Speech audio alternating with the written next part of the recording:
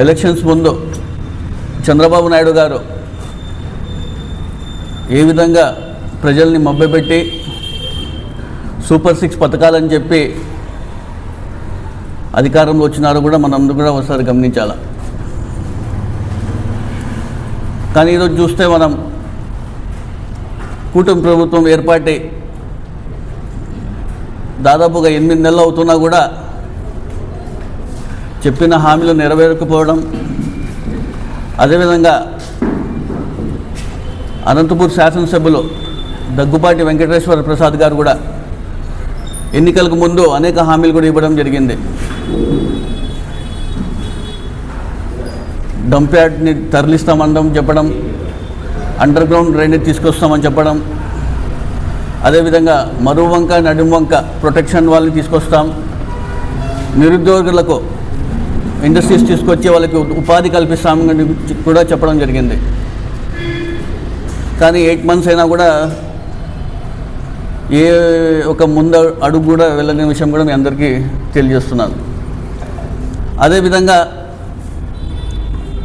స్థానిక ఎమ్మెల్యే దగ్గుపాటి వెంకటేశ్వర ప్రసాద్ గారు కొన్ని రోజులుగా మీ ఇంటికి మీ ఎమ్మెల్యే కార్యక్రమం చేస్తున్న విషయం అందరికీ తెలిసిందే. మీ ఇంటికి మీ ఎమ్మెల్యే కార్యక్రమంలో ఏ డివిజన్లో వెళ్ళినా కూడా ప్రజలు ఒక సమస్యలు కనుక్కోండి, మీరు ఏమైనా సమస్యలు ఉంటే పరిష్కరించాలా తప్ప ఏ డివిజన్లో వెళ్ళినా స్థానిక ఎమ్మెల్యే అనంత వెంకటరామరెడ్డి గారి పైన బురద చల్లడం, ఏ ఒక అభివృద్ధి కార్యక్రమం చేయలేదు మీరు, ఏ ఒక రోడ్ వేయలేదు, ఏ ఒక డ్రైనేజ్ వేయలేదు అని చెప్పి ప్రతిసారి ప్రతి ఒక్క కార్యక్రమంలో ఇది చెప్పుకుంటూ పోతున్నారు.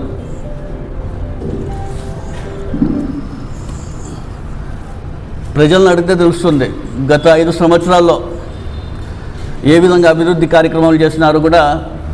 చిన్న పిల్లోడి నుంచి పెద్ద ముసలివాడు కూడా అడిగినా కూడా అనంత వెంకటరామరెడ్డి గారు ఎలా అభివృద్ధి చేసినారు కూడా ప్రతి ఒక్కరు కూడా చెప్తారు.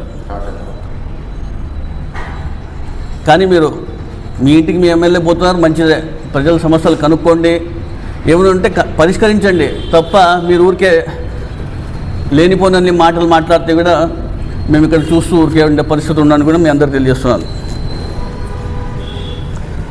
ఈ మధ్యకాలంలో సీఎంఆర్ఎఫ్ గురించి కూడా ఏదో చెప్పడం జరిగింది. మేము గత 8 నెలల్లో 40 లక్షల రూపాయలతో సీఎంఆర్ఎఫ్ కూడా ఇవ్వడం జరిగింది.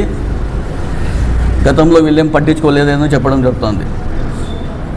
నా ఎమ్మెల్యే గారు గత 5 yearsలో అనంత వెంకటరామరెడ్డి గారి ఆధ్వర్యంలో 6 కోట్ల రూపాయలతో సీఎంఆర్ఎఫ్ కానివ్వండి, ఎల్ఓసి కానివ్వండి, గత ప్రభుత్వం కూడా పేషెంట్స్ని ఎవరైతే ఆరోగ్య సమస్యలతో ఉండే వాళ్ళకందరికీ కూడా అందించడం జరిగింది. ముఖ్యమంత్రి వైఎస్ జగన్మోహన్ రెడ్డి గారి సహకారంతో అనంత వెంకటరామరెడ్డి గారితో వాళ్ళందరికీ కూడా అందజేయడం కూడా జరిగింది. సీఎంఆర్ఎఫ్కి ఏ విధంగా అయితే గతంలో ఎమ్మెల్యే అనంత వెంకటరామరెడ్డి గారు, మన మాజీ ఎమ్మెల్యే అనంత వెంకటరామరెడ్డి గారు అదేదో హ్యుమానిటీ గ్రౌండ్స్ కింద వాళ్ళకు ఆరోగ్యం బాగుండదు, ఎక్కువ ప్రచారం చేయకూడదనే ఉద్దేశంతో కేవలం వాళ్ళని పిలుచుకొని ఇచ్చేవాళ్ళు. మేము అది కూడా మీరు ఇది కూడా మేము ఇస్తున్నామని చెప్పి ప్రచారం చేసుకుంటారన్నారంటే మీ గురించి ఇంకా నేను చెప్పాల్సిన అవసరం కూడా లేదని తెలియజేస్తున్నాను. మరి ముఖ్యంగా ఈ మధ్యకాలంలోనే ఏదో బ్రాండెడ్ షాప్స్ వచ్చినాయి అనంతపురం నగరం. ఈ కూటమి ప్రభుత్వం ఏర్పాటైనాకే అనంతపురం నగరంలో అంతా బ్రాండెడ్ అవుట్లెట్స్ వచ్చినాయని చెప్పి పెద్ద ప్రచారం చేసుకుంటున్నారు మీరు. గత 5 సంవత్సరాల్లో 300 కోట్ల రూపాయలతో అనంత వెంకటరామరెడ్డి గారి చొరవతో బళ్ళారి బైపాస్ నుంచి పంగల్ రోడ్ వరకు ఏదైతే ఫ్లైఓవర్తో పాటు ఆ 4 lane లేని 18 నెలల్లో అనంత వెంకటరామరెడ్డి గారు దాన్ని పూర్తి చేసి ఏ విధంగా అనంతపురం రూపురేఖలు మార్చిన విషయం కూడా మీ అందరూ ఒకసారి గుర్తు చేస్తున్నాను. అనంతపురం నగరాన్ని ప్రథమ స్థానంలో ఉంచారు మాజీ శాసనసభ్యులు అనంత వెంకటరామరెడ్డి గారు. అభివృద్ధి జరగలేదు ఇలాంటి మాటలు మాట్లాడే బదులు ఒకసారి మీరు పరిశీలించి మాట్లాడితే కూడా బాగుంటుందనే విషయం ఇక్కడ కూటమి ప్రభుత్వ నాయకులకు ఖచ్చితంగా నేను చెప్పదలుచుకున్నాను. కాబట్టి దృష్టి సారించండి, అభివృద్ధి వైపు మీరు కూడా వెళ్ళండి, సహకరిస్తామనేది విషయం కౌన్సిల్ సభ్యులందరూ కూడా చెప్పడం జరిగింది. వెళ్ళిన ప్రతి వార్డులో మీరు నడుస్తున్న రోడ్డు వేసింది వైఎస్ఆర్ కాంగ్రెస్ పార్టీ గత కౌన్సిల్లోనే. మీరు చూస్తున్న డ్రైన్లు, మీరు పడుతున్న ఫోటోల్లో ఉన్నటువంటి డ్రైన్లన్నీ కూడా గత ప్రభుత్వంలోనే వేసినవి. ముఖ్యంగా ఈ డ్రైనేజ్ సిస్టమ్ అనేది నగరపాలక సంస్థలు అంటే లోకల్ బాడీస్లో 24/7 జరుగుతున్నటువంటి ప్రక్రియలు కాబట్టి నిత్య నూతనంగా ప్రతిరోజు అందించాల్సిన సర్వీసెస్. వీటి గురించి మాట్లాడే ముందు అవగాహన తెచ్చుకుని మాట్లాడితే బాగుంటుందనేది ఈ సందర్భంగా తెలియజేస్తున్నాను. ఈ రోజు కాదు, ఎప్పటికైనా కూడా నెక్స్ట్ వచ్చే జనరేషన్కి కూడా అనంతపూర్ నగరంలో గత 5 సంవత్సరాలు ఒక ఐకానిక్ డెవలప్మెంట్ చూపించారని చెప్పడంలో కూడా అతిశయోక్తి లేదు. ఇది ఖచ్చితంగా అందరూ గుర్తుపెట్టుకోవాలి.